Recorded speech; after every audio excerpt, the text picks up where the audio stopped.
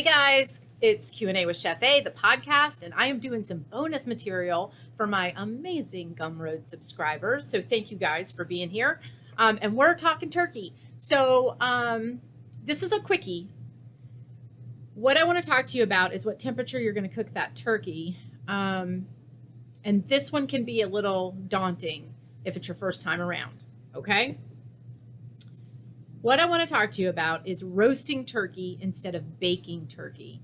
And one of the absolute cornerstones of our teaching here at A Chef's Cooking Studio is getting home cooks comfortable with the concept of trying some things at home on higher heat, okay? This comes up, it is an absolute covenant of the Home Chef series. It comes up in pretty much every class that we do in some format. And I actually have an entire pod that's going out for you guys. I think it's going to be your January launch that is entitled Turn Up the Heat. It's 4 parts, and it starts with the history of our cook surfaces, our ovens, and the evolution of them, how they ended up where they did in our homes, and why that's in part to blame for our tendency to cook things on too low of a heat at home today. But here we go, talking about turkey. And I've already done a video for you guys about taking that turkey apart. I called it Turkey Tears, and it is a tough one to swallow, I know, but I want you to think on that. And I mentioned in Turkey Tears a couple of times that we're working at pretty high temperatures when we're roasting a turkey the right way, not stuffed. I know.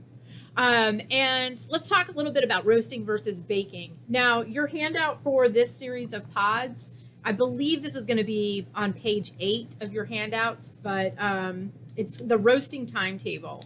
And this roasting timetable is part of this whole turkey primer handout that's coming to you.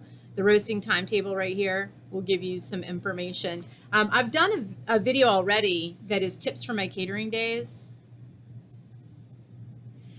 I wanted to mention, by the way, I talked to you in tips from the catering days. I talked to you about buying some convenience items here and there. Not turkey stock, not turkey stock, not turkey stock. Maybe I'll shoot one more pod, the title of which is Please Don't Use Turkey Stock from the Grocery Store. And then in it, it'll just be me sitting in this chair saying, not box stock, not box stock, not box stock. I'll say it as many times as I can before my tongue ties, and then we'll cut it off there. No boxed stock. If we go back to the other video about turkey tiers, when we talk about breaking that turkey apart or buying turkey in pieces, you'll be able to make your stock in advance. It's so simple to do. And I am telling you, this is one of those chefy things. People say to me, man, my stuffing is never as good as yours. And I say, I use Pepperidge Farm bagged bread, seasoned breadcrumb, seasoned stuffing mix. Why was mine night and day better? Because I used homemade turkey stock in it, not boxed stock. Let's talk about roasting first. Okay, I want you to think about oven temperatures for a minute. 300 to 375, we're baking. Those are baking temperatures.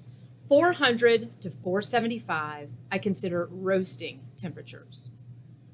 500 to 550, we're moving into what I would call a broiling. That's kind of what happens right under the heat element in your oven. 550 and up, we're grilling, and that takes place outside, okay? That's why the grill is outside.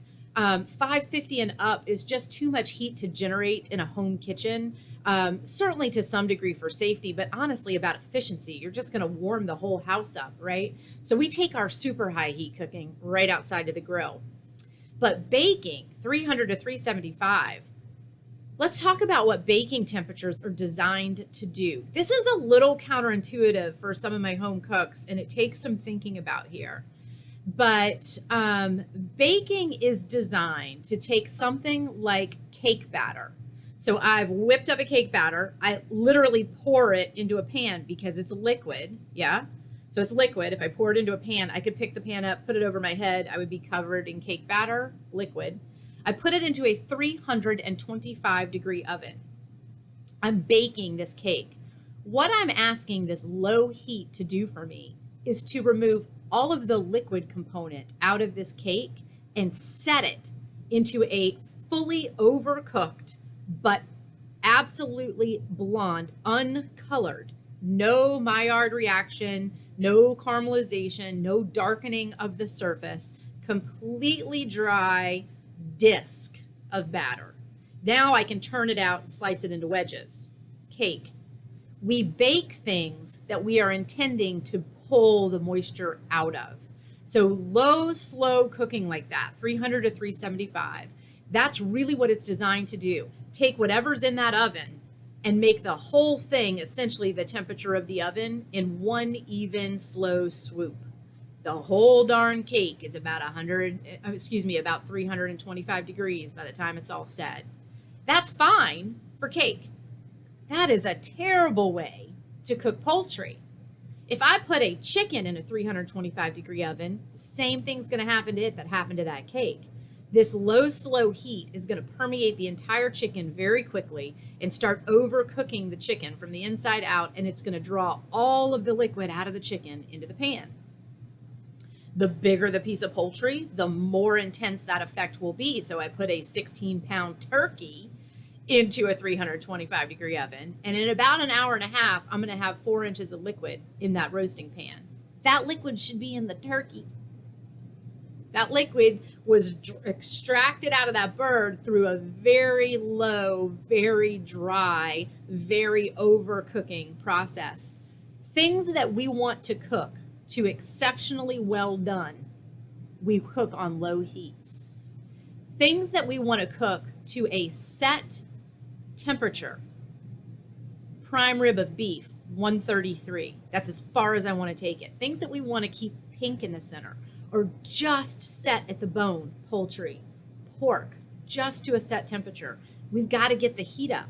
Higher heat cooking is what allows us to maintain control over the very core temperature of the product. What happens on higher heat cooking, so now I go up 100 degrees and put my oven at 425. If I put my cake into a 425 degree oven, the problem is that the exterior will brown very quickly and the interior, you can already see what's going to happen, can't you? Will still be watery. Yeah, because once we set that exterior, it protects the interior, sets a crust, creates a little suit of armor, and the heat can't quite penetrate to the very center. It's exactly what we don't want to have happen to a cake, is exactly what we want to have happen to our turkey or our chicken, right? So we put a whole chicken in a 425 degree oven, and we get what's called a Maillard reaction. That's just a fancy name for the caramelization of the sugars that extract from the protein, and it gives a golden color and a little suit of armor. And what happens is this chicken now is kind of protected in this high heat, so that he just slowly starts drifting to whatever temperature you want him to be right at the core, which in the case of our poultry is 165 degrees, not 325 degrees. We want it to be just where we want it to be, and then out it goes. The same thing applies for our Thanksgiving turkey. So we can put that bad boy into a really nice hot oven, 425, and get this Maillard reaction, and then really control the temperature. Now, this is partly why I want you to take the turkey apart, because the temperature of that turkey breast, it's going to get to that 165, that beautiful sweet spot, that perfect place, at a different time frame than the legs and drumsticks are. So if we separate those, then we can keep time temperature on them separately and pull them as they are done. Why did we ever start baking our turkeys to begin with? I haven't done a lot of research on this. I'm just going to tell you, I'm a human being who lives in America and has some idea of what's happened here in this country. We started stuffing that turkey. I don't know when that became a trend. I feel like it was in like the 1950s or 60s. It wasn't. I don't think it was done before that. We started stuffing the turkey, and when we started stuffing that turkey with wet breadcrumb, the 425 degree thing doesn't work anymore, does it? Because now we've got gorgeous roasted turkey. Think about our cake. Golden brown out here, liquid in the center. If we're going to stuff this bird, we have to dry out that batter. We have to dry out that stuffing in the very center.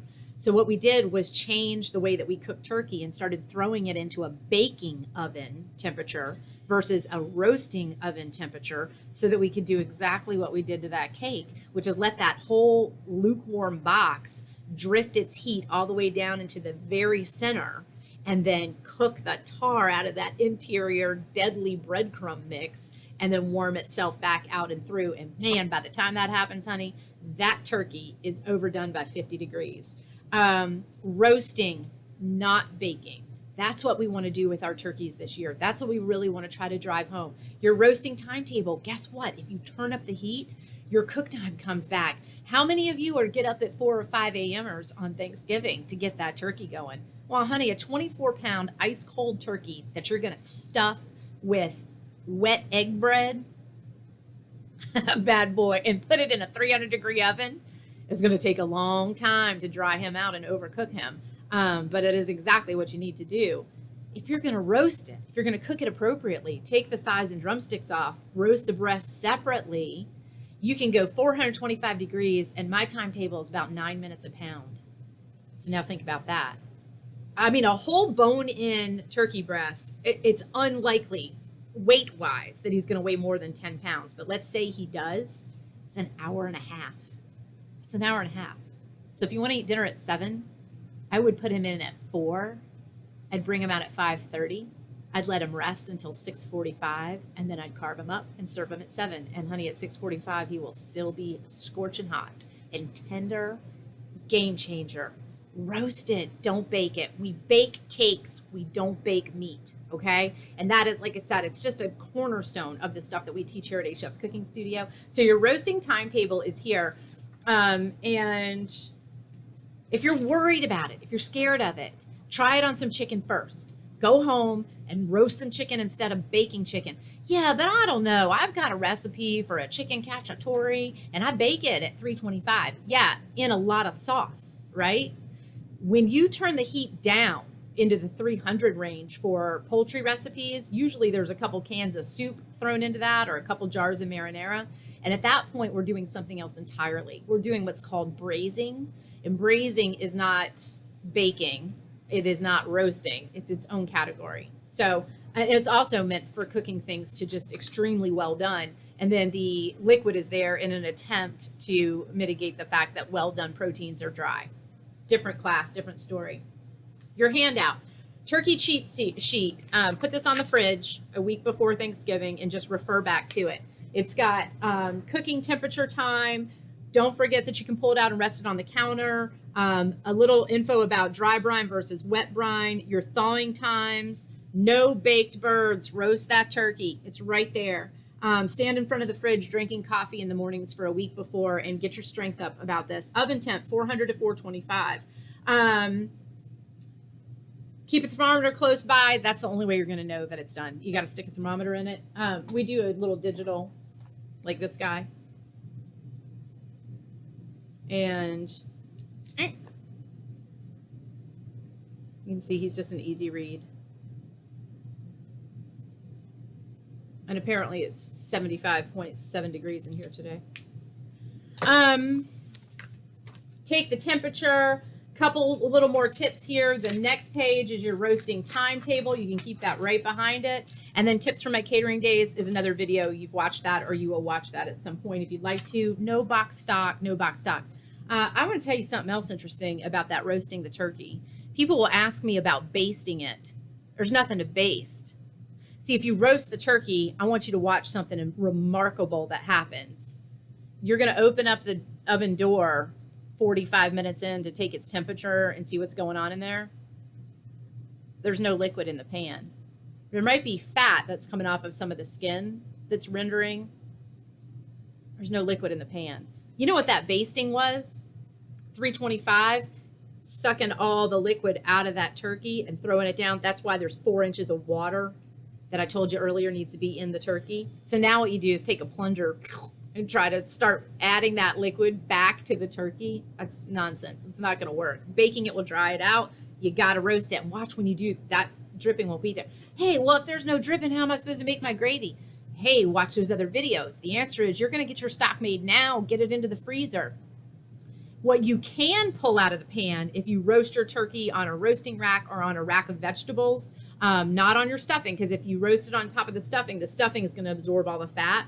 But if you do it on top of a rack, get a little air between it, you can use that baster to pull some fat out of that roasting pan and use that as your fat for your roux, R-O-U-X, roux. Fat plus flour, add stock, and you will make gravy. Next video, Gravy 101. I just want to do a little walkthrough on that handout for you, a few little tips and pointers and reminders. No box stock, and you're going to hear it again in the next episode.